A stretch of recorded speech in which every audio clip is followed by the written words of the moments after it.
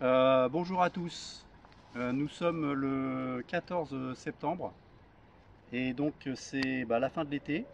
Donc là on se trouve près d'un potager qui a été fait l'an passé ou même peut-être il y a 2 ans, qui est en fin de production. Bon, il y a encore des choses dedans, il y a des maïs, il y a encore des pieds de courgettes là qui n'ont pas été tellement arrosés. Et donc la question se pose, c'est quoi faire maintenant avec ce potager? Donc la première chose à faire, que l'on vous montrera prochainement, ça sera de retirer tout ce qui est saisonnier, les cultures d'été, donc comme le maïs, les courgettes. Euh, donc retirer toute cette matière, ça peut faire d'ailleurs de la matière pour faire de l'engrais vert pour la culture suivante.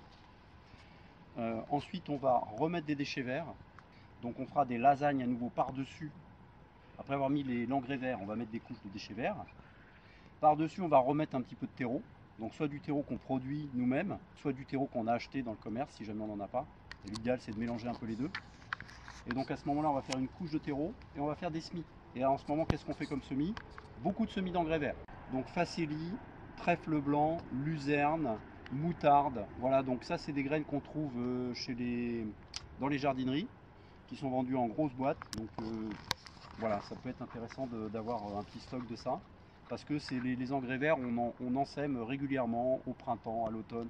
Chaque fois en fait que la terre est un peu nue et disponible. C'est un peu l'interculture, les engrais verts.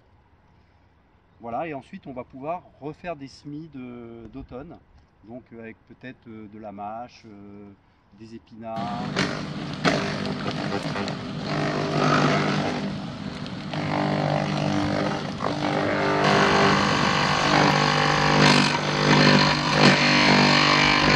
Nous sommes à l'école élémentaire de Dame-Marie.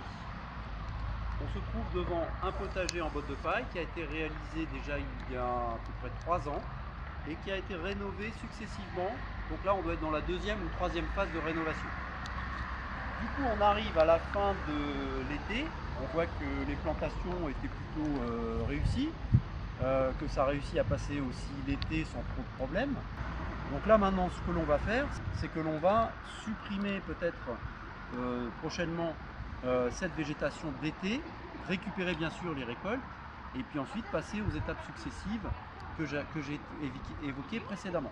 Voilà, donc on va essayer de passer un petit peu d'infos comme ça à l'école pour qu'elle continue à faire ses animations et de façon autonome avec l'aide de l'association CICADAP, mais aussi directement puisque maintenant les enseignantes sont bien rodées sur ce type d'activité. Voilà pour aujourd'hui, monsieur Willy. Merci Bernard.